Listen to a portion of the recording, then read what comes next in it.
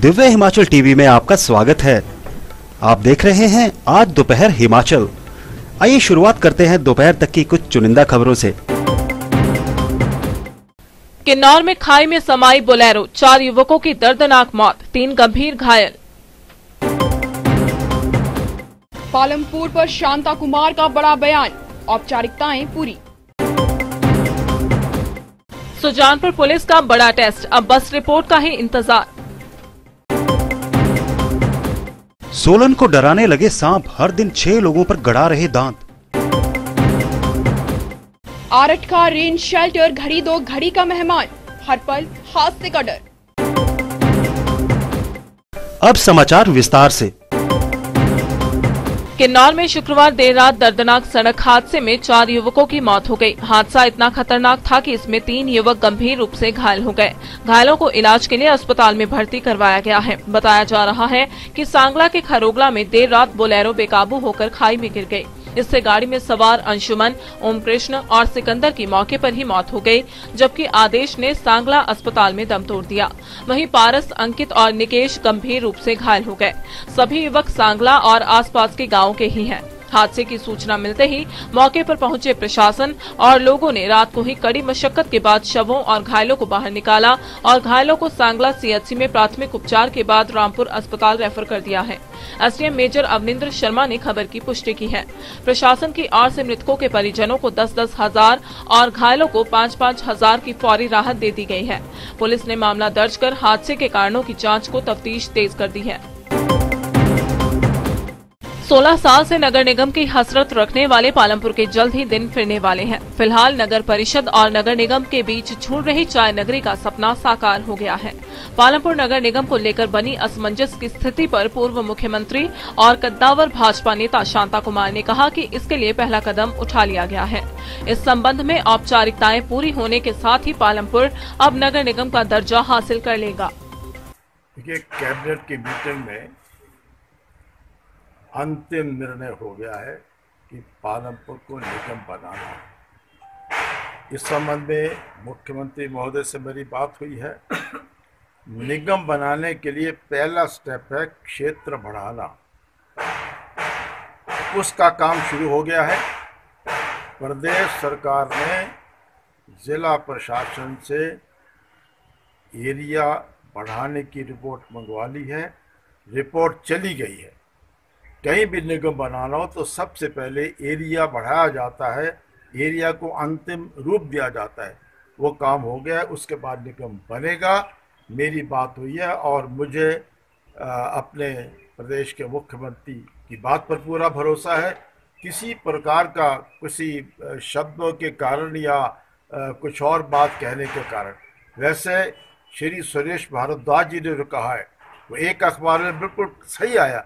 उन्होंने कहा पहला स्टेप जो है एरिया बढ़ाने का, उसके आदेश हो गए, उसके बाद निगम बनेगी। इस बारे में किसी प्रकार का कोई संशय नहीं है।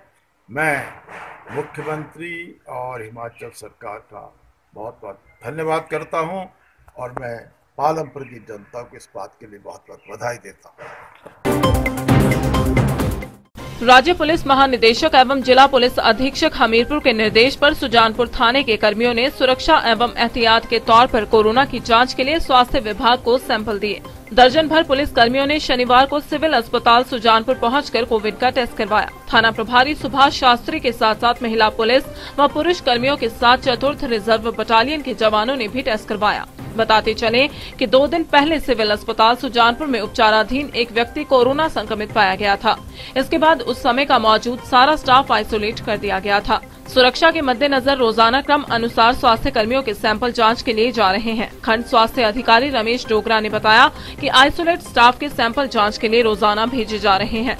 वहीं दूसरी तरफ थाना प्रभारी सुभाष शास्त्री ने बताया कि राज्य पुलिस महानिदेशक और एसपी के आदेश पर सभी पुलिस कर्मियों के सैंपल जांच के लिए भेजे जा रहे हैं।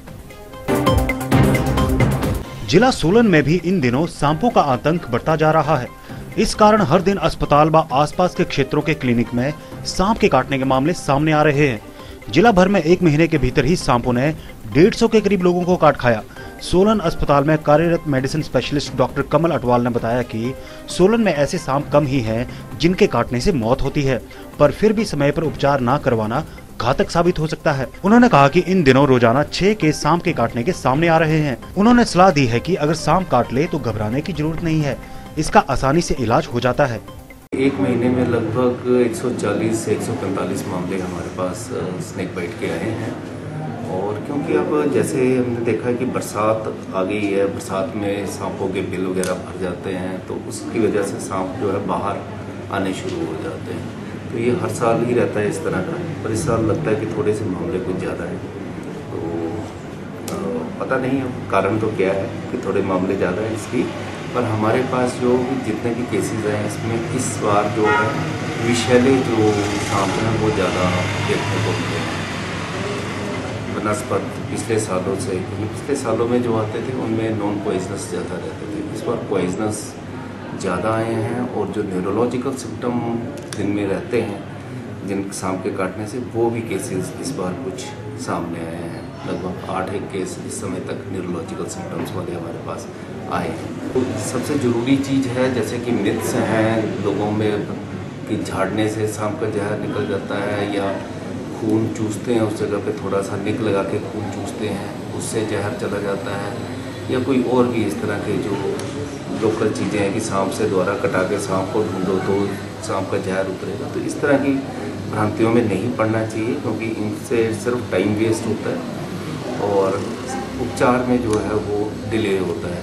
सांप काटने से हमारे पास डेथ एक हुई है, यहाँ से रेफर के बाद ही हो पाई है, पर 2-3 लोग ऐसे थे जो काफ़ी सीरियस उसमें थे।